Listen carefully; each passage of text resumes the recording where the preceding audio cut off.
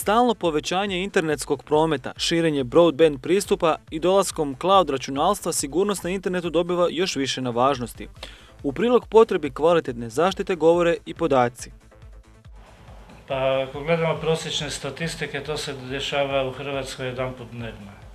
Znači godišnje ima barem 400 poslužitelja u Hrvatskoj koji su bili pod kontrolom trećih osoba i služili su nečem drugom.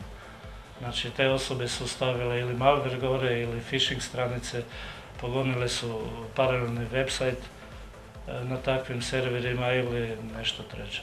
Nacionalni CERT ima zadaću obrade incidenata na internetu, to jest očuvanja informacijske sigurnosti u Republici Hrvatskoj.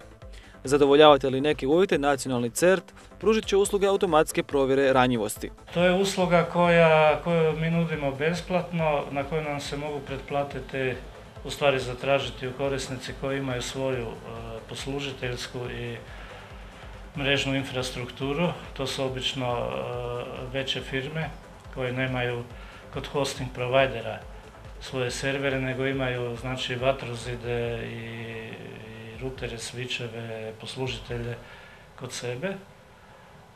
Oni mogu zatražiti tu uslugu u smislu da im mi sa specijalnim alatima koji su open source, znači nisu komercijalne, ali su jako dobri, pronađemo ranjivosti na njihovom operativnom sustavu i na web aplikacijama, da bi mogli upozoriti na to, a onda je na njima da oni te ranjivosti saniraju.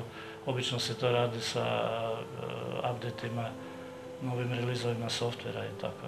Ranjivost sustava je zapravo ranjivost softvera u operativnom sustavu ili uslugama, koja se da iskoristiti, i to na način da napadač pomoću posebno pisanih programa, skripti koje se obično zovu exploiti, preuzme kontrolu nad tim računalom, koristeći tu ranjivost u softveru koja nastaje uglavnom zbog greške programera ili nekakve pogrešne konfiguracije računala i sl. Briga o sigurnosti je vrlo bitna jer za preuzimanje računala zapravo nije potrebno veliko znanje.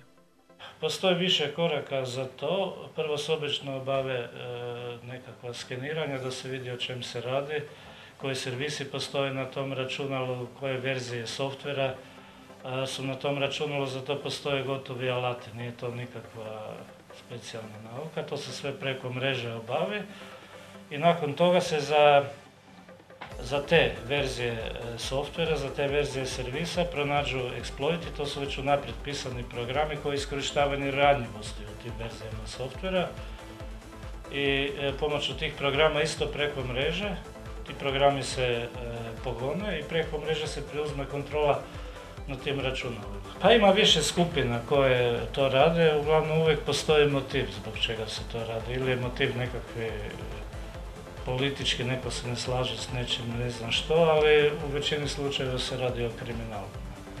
Znači, kriminalci preuzmu neko računalo, kontrolu nad njim da bi implantirali svoj softver na to računalo, tako da se to ne zna i onda taj softver ima dalje svoju zločudnu ulogu, recimo sakupljanja brojeva od kreditnih kartica, krađu identiteta ili se preko takvog poslužitelja može raditi distribucija malvera drugim korisnicima na internetu. Ako je tokom napada došlo do materijalne štete, treba slučaj prijaviti policiji i javiti se u Nacionalni CERT kako bi se pogledalo na koji je način došlo do napada. Ako vama neko ukrade novčanik, unutra imate 1000 kuna ili 1000 eura, to je kriminal.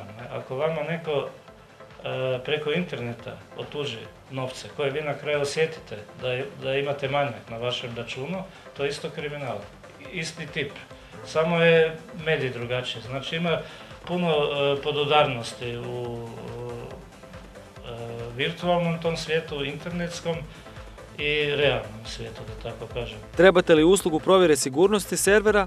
Ovo je ono što CERT nudi. Ako se gleda sama ta usluga provjere ranjivosti, svodi se na to da neko izvana koristi infrastrukturu Carneta, znači poslužitelja alata, da bi sebi istestirao svoju infrastrukturu. Krajnji korisnik dobiva originalne rezultate koji su izlaz outputa tih alata Ti izvještaji koji proizvedu ti alati su dosta opširni. Mi ih ne komentiramo i ne predlažemo krajnjem korisniku nikakva rješenja za poboljšanje. Znači, za ovu besplatnu uslugu nacionalnog CERT-a tvrtka mora imati svoju infrastrukturu, ništa kod hosting provajdera, jer su provjere ekstenzivne. Rezultati se kriptiraju unaprijed određenim ključem i šalju mailom naručitelju.